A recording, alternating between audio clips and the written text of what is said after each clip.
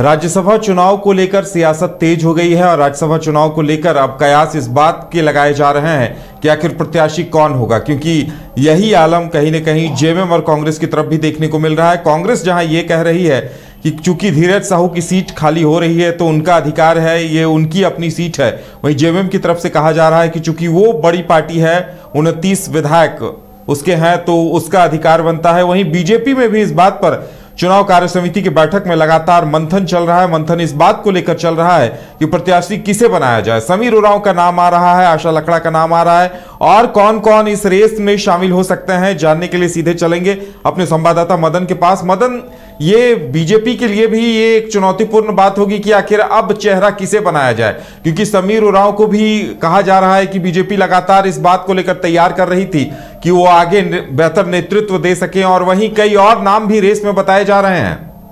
बिल्कुल, देखिए, पहली बैठक जो है चुनाव समिति की आज हो रही है प्रदेश कार्यालय में, जिसमें कि अगर झारखंड प्रभारी की बात करें तो लक्ष्मीकांत वाजपेयी मौजूद हैं, अगर संगठन महामंत्री की बात करें तो करमबीर जी मौजूद हैं, बीजेपी के प्रदेश अध्यक्ष बाबूलाल मरांडी हैं, विधायक दल के नेता प्रतिपक्ष अमर बावरी और समेत जो राज्यसभा सांसद दीपक प्रकाश हैं, आदित्य साहू हैं, संजय सेठ हैं और रविंद्र राय जो पूर्व सांसद हैं, तमाम चुनाव समिति के लोग जो हैं वो बैठे हुए हैं। और जो जानकारी मिल रही है सूत्रों के हवाले से, उसमें कई नाम जो है चर्चा में आए हैं। सबसे ज़्यादा अगर न कहें तो ये तय माना जा रहा है कि आदिवासी समाज से ही कोई चेहरा जो है वो राज्यसभा चुनाव के लिए तय किए जाएंगे। ऐसे में 4 नाम जो है मुख्य रूप से सामने आए हैं। उसमें सबसे पहले अगर आप कहें तो समीर उरांव का नाम ही है, फिर दूसरे नंबर पर अगर देखें तो आशा लकड़ा का नाम है, तीसरे नंबर पर देखें तो अरुण उरांव का नाम है, और चौथे नंबर के नाम जो है वो जेबी तुबिद के आ रहे हैं। और भी कोई नाम हो सकते हैं। फिलहाल 4 नाम जो है चर्चा में आए हैं, सूत्रों से जानकारी मिली है। अब देखना होगा कि ये चुनाव समिति जब प्रदेश चुनाव समिति जब चारों नाम को भेजेगी दिल्ली, तब फिर केंद्रीय चुनाव समिति जो है एक आखिरी नाम पर जो है अपना मुहर लगाएगी, और तब जो है बीजेपी के उम्मीदवार के तौर पर उनका नाम सामने आएगा। लेकिन अगर वहीं दूसरी तरफ आप यूपीए फोल्डर की बात करें, इंडिया गठबंधन की बात करें, तो उधर भी खींचतान की स्थिति जो है बरकरार है।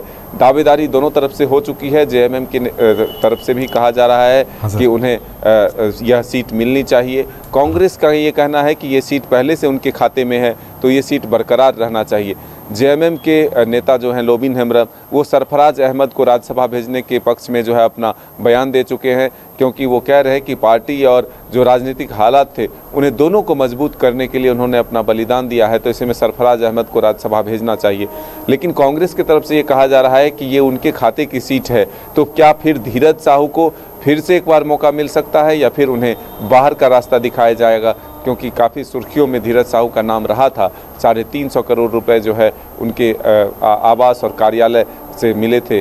तो ऐसे में ये कहा जा सकता है कि अब जानकारी जो है जो मिल रही है उसमें खींचतान की स्थिति इंडिया गठबंधन में बरकरार है। दोनों दल जो है अपनी अपनी दावेदारी कर रही है। वहीं बीजेपी की तरफ से जो चुनाव समिति के प्रदेश चुनाव समिति की बैठक हो रही है, उससे 4 नाम को जो है केंद्रीय चुनाव समिति को भेजा जाएगा, और फिर आखिरी मोहर जो है केंद्रीय चुनाव समिति एक नाम पर लगाएगी, और फिर 4 मार्च से जब नामांकन की प्रक्रिया शुरू होगी तब यह पता चल जाएगा कि आखिर दोनों तरफ से उम्मीदवार कौन होते हैं, और 21 मार्च को ही मतदान भी होंगे और परिणाम भी घोषित कर दिए जाएंगे। हाँ मदन, बीजेपी की अगर बात की जाए तो हो सकता है कि समीर उरांव को अब सूबे की सियासत में यानी राज्य की राजनीति में सक्रिय किया जाए। अगर उन्हें राज्यसभा का टिकट दोबारा नहीं मिलता है, ऐसी स्थिति में ये विकल्प हो सकता है। तो ऐसे में और भी कई नाम ऐसे आ रहे हैं जो रेस में शामिल हैं।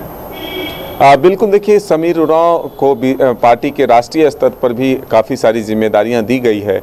वहीं दूसरा नाम जो सबसे ज़्यादा है वो आशा लकड़ा का है।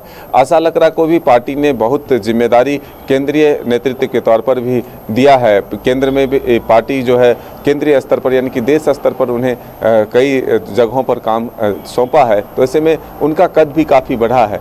वहीं दूसरी तरफ अगर देखें तो समीर उरांव के बाद अरुण उरांव का नाम भी सुर्खियों में है, जेबी तुबिद का नाम सुर्खियों में। तो आखिर पार्टी के नेताओं के द्वारा किसके नाम को प्राथमिकता के तौर पर भेजा जाता है, ये आने वाला वक्त बताएगा। लेकिन फिलहाल ये तय माना जाए कि आज इन 4 नामों को केंद्रीय चुनाव समिति के पास जो है भेज दिया जा सकता है। चलिए मदन, हमारे साथ जुड़ने के लिए और तमाम जानकारी देने के लिए बहुत बहुत धन्यवाद। तो उम्मीद की जा रही है कि नाम तय करके केंद्रीय समिति को भेज दिए जाएंगे और केंद्रीय समिति अंतिम मोहर लगाएगा। देखने वाली बात यह होगी कि किसके नाम पर मोहर लगती है, किसे राज्यसभा जाने का मौका मिलता है।